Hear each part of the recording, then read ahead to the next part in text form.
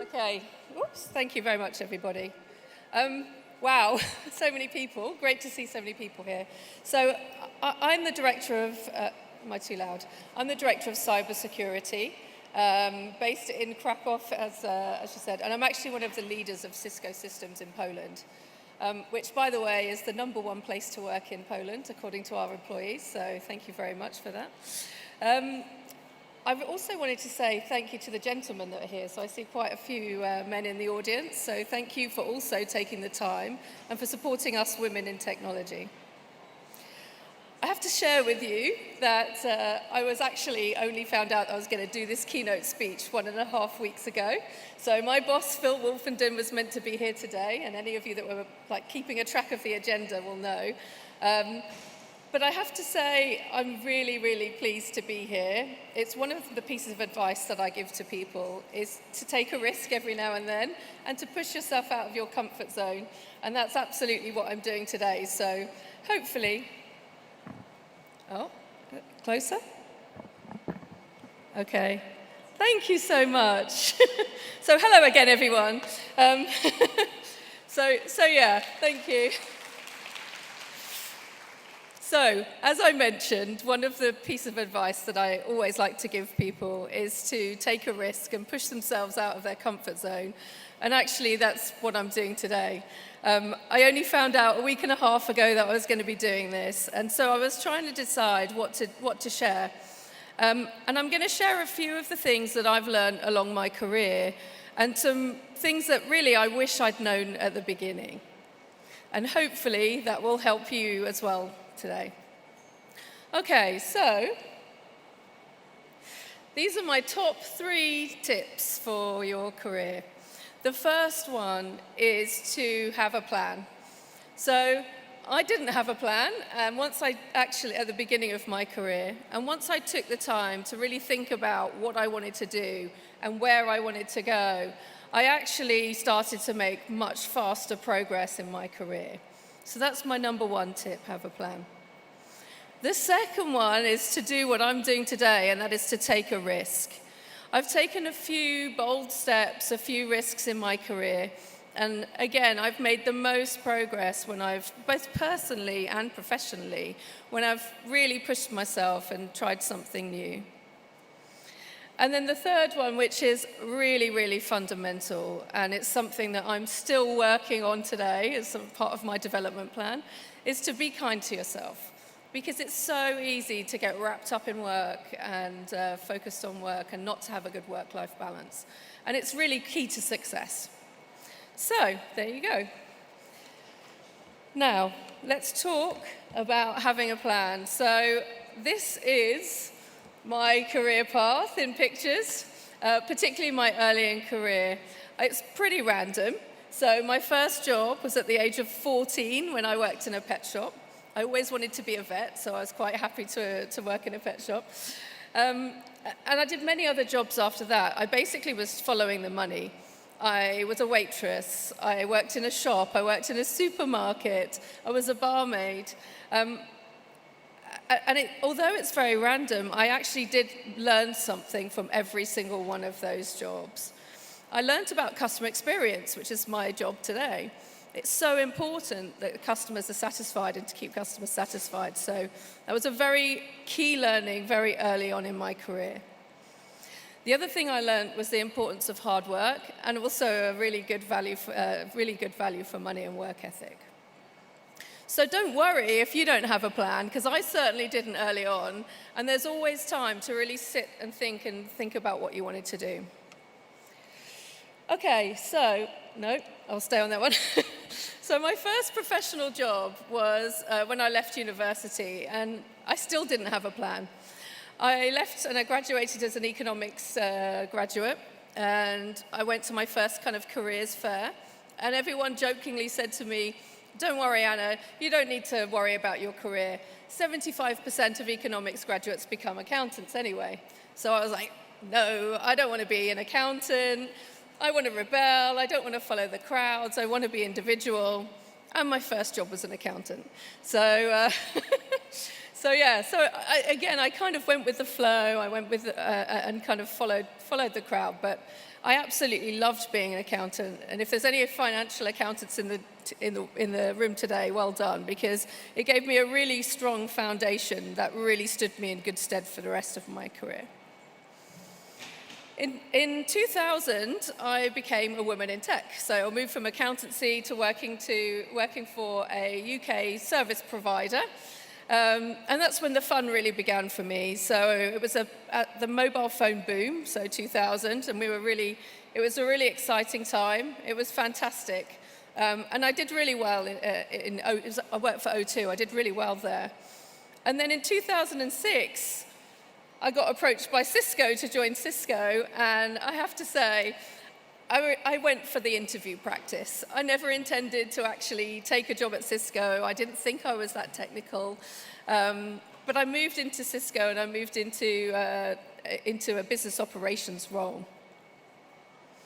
And then I really started to get serious about my career, because Cisco is so big, there's so many opportunities to try new things and to move around, that I wanted to make the most out of that opportunity that I had in front of me.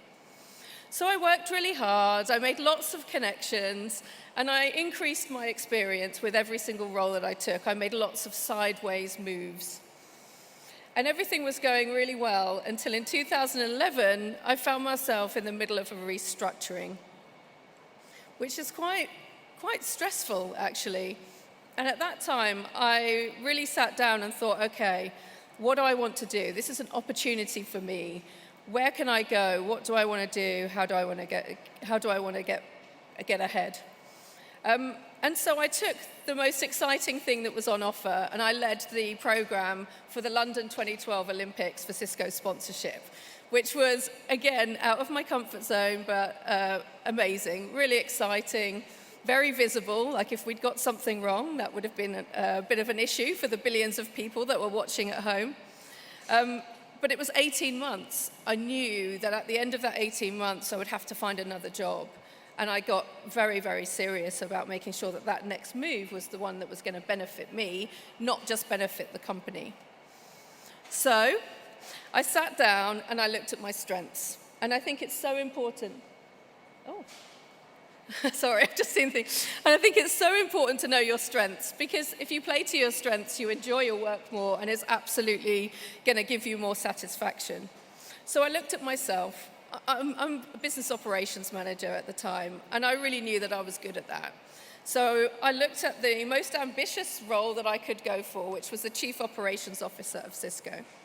And I looked at the role, I looked at my existing skills, and I was able to tick quite a few boxes, and I was kind of surprising myself. Well, actually, I can do all of these things.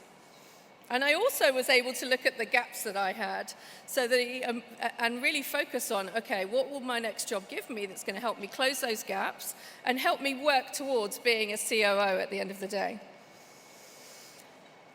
And it worked. Basically, I took a job as a chief of staff, and I had clear direction on where I wanted to go. My hiring manager, who's Phil Wolfenden, who was meant to be here today, he actually said to me, okay, yeah, I can help you. And suddenly, within 18 months, I got my first promotion in 7 years, and I became a director at Cisco, and very much a chief operations officer for that part of the organization. So it works. Have a plan. Be prepared to change, because as you heard from the introduction, I'm not business operations manager anymore, and I'm certainly not an accountant. But having that plan and knowing what steps you want to take will really help you grow. Okay, on to the next one, which is one of my favorites, and that is taking a risk. So studies show that women are much less comfortable in taking risks than men. We've all heard the examples of where women will only apply for a job if they absolutely tick every box and are fully comfortable that they can do the whole complete part of the role. Whereas I think a lot of men will go for it if they meet 50, 70% and expect to learn on the job. This is something that really we need to change, and we need to be more comfortable with taking risks. We need to be more comfortable with failing, It's okay to fail. It's fine. I have done a couple of things, a couple of roles in my career where actually I realized quite quickly that it wasn't for me. So if you are taking some risks and it doesn't go so well, as long as you recognize it quickly and learn from it, so you can learn what's good and what's bad and what you like and don't like, it will help to move you forwards.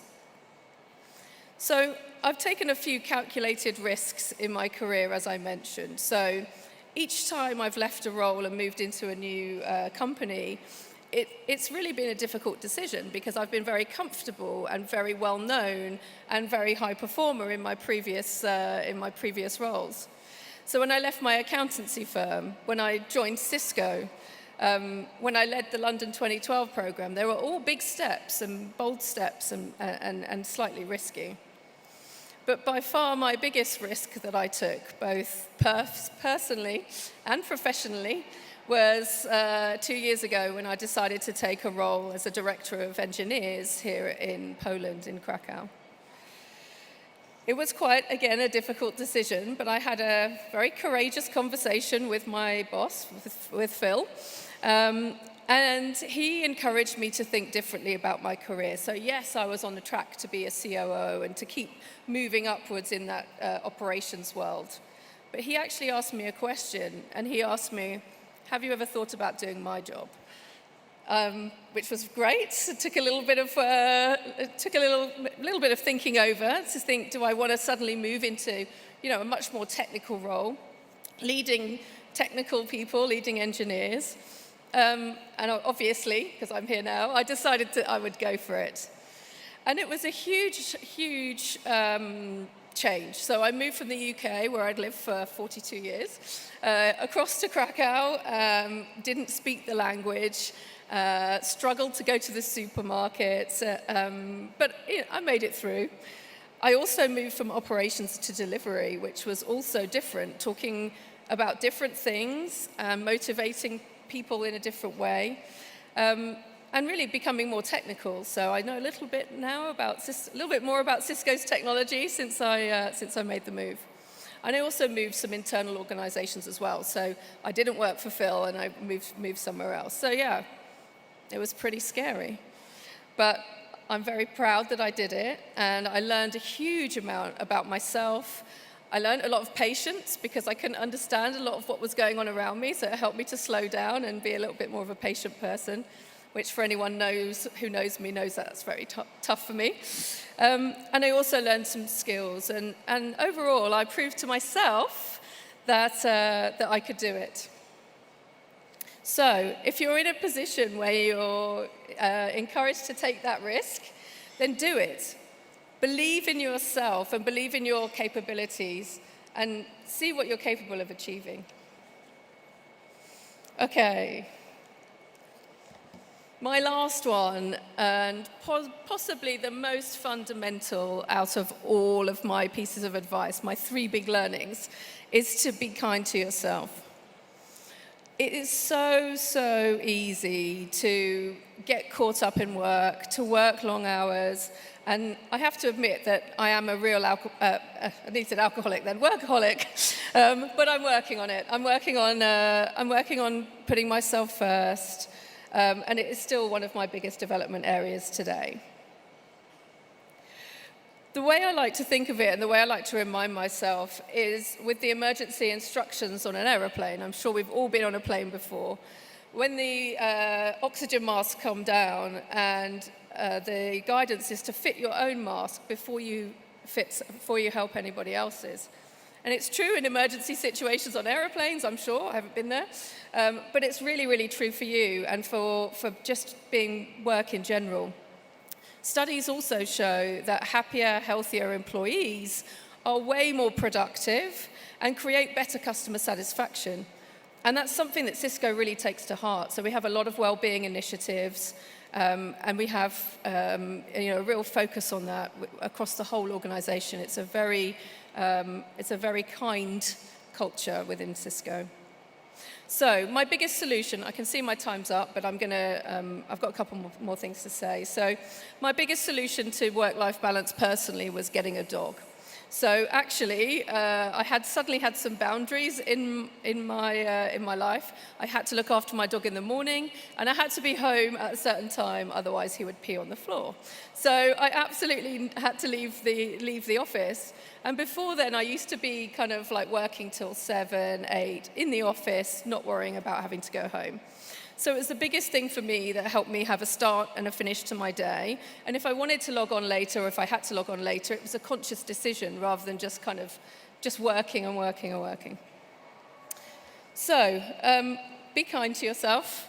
If it's not for you, or if you're like me and you can't do it for yourself, do it for your family, or do it for your business, or do it for your customers. Okay, my last slide. So, as a reminder, the 3 things, my 3 lessons that I really wish that I'd learned at the very beginning of my career and taken advantage of, is to have a plan. Be prepared to change your plan, it's absolutely fine, but have a plan and have some clear goals to work towards. Take those risks when they come up, when it's something that feels a little bit uncomfortable, say yes, go for it. You never know what you might achieve. And the third one is to be kind to yourself. Put yourself first. And the business and the customers will follow. Final point is really to be yourself, because authenticity matters. Authenticity is a little bit of a buzzword right now, but I can tell you that it's been part of Cisco's culture for a long time, and it's something that I really care about. We have Women of Cisco, we have lots of inclusion activities and groups within Cisco to make sure that people join us and feel that they can be themselves with us. You don't have to pretend to be anybody that you're not. To be yourself, you obviously have to know yourself, so you have to know your values, and it builds trust when you keep to those values and you show up the same way every time. So know your values and make the right choices that support them. And just one final thought from me, treat every opportunity as a chance to learn something new, just like I did today. Okay, thank you. Dziękuję.